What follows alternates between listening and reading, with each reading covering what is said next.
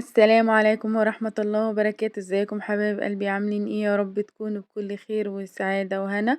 رمضان كريم عليكم، كل سنة وانتوا طيبين. ربنا يعود عليكم الأيام بخير يا رب. النهاردة ان شاء الله جاية اعمل معاكم وصفة جميلة جدا، بجد حلوة جدا لفطار رمضان. هنعمل مع بعض الفراخ المشوية في الكيس الحراري. بجد طعمها جميل جدا، وتنفع كمان في العزومات، بتبقى يعني شكلها حلو وطعمها جميل جدا. كده يا حبايبي، انا معايا الفراخ ديت كيلو او كيلو الا ربع، يعني صغيرة. طبعا انا غسلتها كويس جدا ونقعتها في مية وخل وليمون وملح وشوية دقيق، وشطفتها كام شطفة كده علشان ما يبقاش فيها اي زفارة. دي بقى الحاجات اللي هتبلها بيها. معايا هنا طماطم وفلفل، ومعايا بصل وتوم ومعلقة بهارات فراخ ومعلقة فلفل اسود ومكعب مرق الدجاج وملح ومعايا كمان معلقة بهارات اللي هي حبهان ورق لورا جوز الطيب وقرفة. طبعا التتبيلة دي بتدي ريحة وطعم للفراخ بتاعتي حلوة جدا. انا دلوقتي قطعت طماطم والفلفل والثوم والبصل، وحطيت البهارات اللي انا قلتلكوا عليها. هضربها، هحط نص كوباية مية، وهضربها كويس جدا في الخلاط بتاعي، وهوريها لكم بعد ما اخلصها. كده زي ما انتوا شفتوا حبايبي. هبدأ انزلها بقى على الفراخ بتاعتي واتبلها من كل ناحية، يعني من جوه ومن بين الجلد وكده.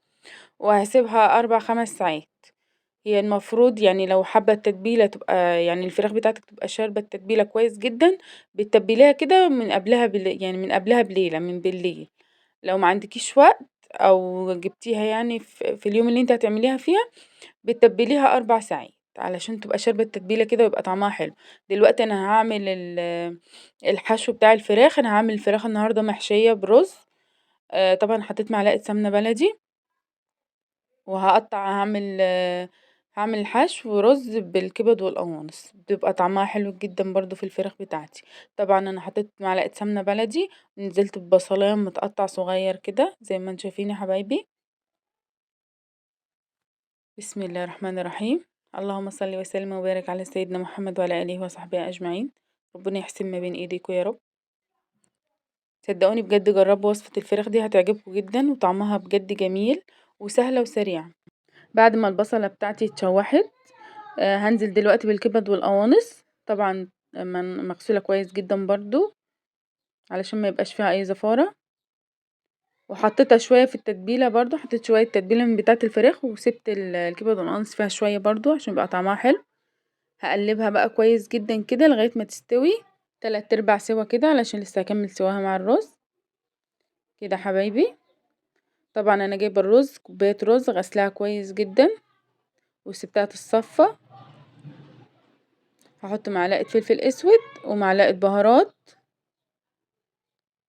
على الكبد والقوانص بتاعتي علشان تبقى متبله برضو متبهره كده. بس اهم حاجه في الرز بتاعنا ده، رز الخلطه ده، ما تكتريش الملح فيه عشان ما يبقاش حادق. هي معلقه صغيره ملح كده وخلاص. هقلب بقى الكبد والقوانص بتاعتي كده مع الفلفل الاسود والملح اللي انا لسه حطاهم والبهارات. طبعا في الوقت ده زي ما قلت لكم انا غاسله الرز وسايباه يتصفى. هنزل بيه كده على الكبد والقوانص كده حبايبي. اللهم صل وسلم وبارك على سيدنا محمد. طبعا لو كنتي اول مره تشوفي قناتي، ما تنسيش تشتركي في القناه وتفعلي زر الجرس علشان يوصلك كل جديد، واهم حاجه اللايك. كده حبايبي. طبعا هسيب الرز يستوي 3/4 سوا كده، علشان الفراخ اللي انا هعملها النهارده فراخ تسمين، اللي هي الفراخ البيضة، ما بتاخدش سوا قوي. يعني لو ما سويتش الحشو بتاعها ده مش هيبقى ني. فلازم اسويه 3/4 سوا، وبعدين يكمل سوا بقى مع الفراخ. كده حبايبي زي ما انتم شايفين، ريحة الرز ده الخلط طالعة ايه تحفة. ان شاء الله تجربوا الوصفة وتعجبكم. ما تنسوش بقى تكتبوا لي في التعليقات، اللي جرب الوصفة وتعجبه ما ينساش يكتب لي في التعليقات. طبعا انا ضفت شوية مية صغيرين علشان بس الرز بتاعي ما يلسعش مني او كده، علشان يستوي كده ويبقى حلو ومفلفل وجميل. كده الرز بتاعي استوى. هبدأ احشي بقى الفراخ بتاعتي. اللهم صل وسلم وبارك على سيدنا محمد. ده الرز انا بوريكم شكله. طبعا شكل الرز بس لوحده يفتح النفس كده. كده حبايبي هبدأ احشي بقى من بين الجلد كده، وهحشي برضو شوية في البطن.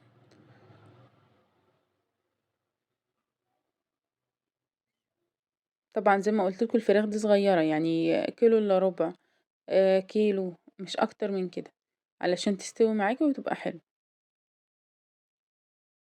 بسم الله الرحمن الرحيم.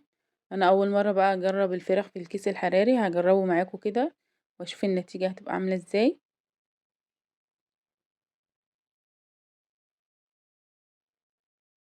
بسم الله الرحمن الرحيم. حشيت واحدة، هحشي التانية برضو قدامكم.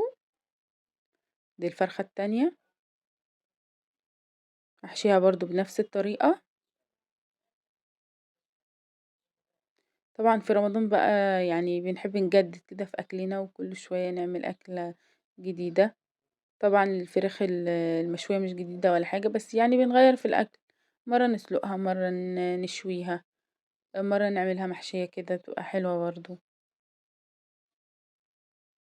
كده حبايبي هوريكم بقى شكلهم بعد ما حشيتهم الاتنين.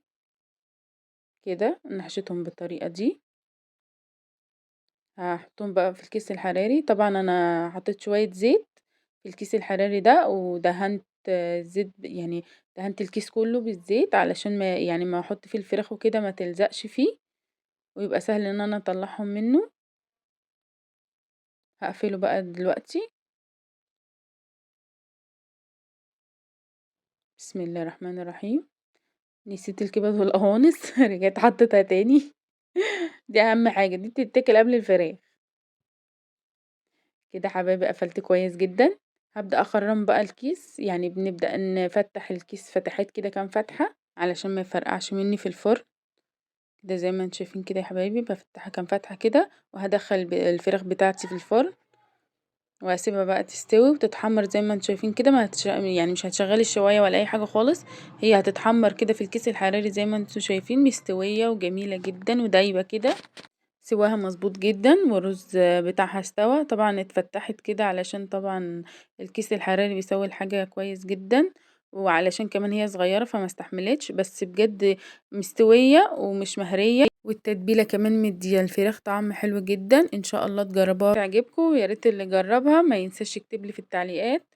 والسلام عليكم ورحمة الله وبركاته.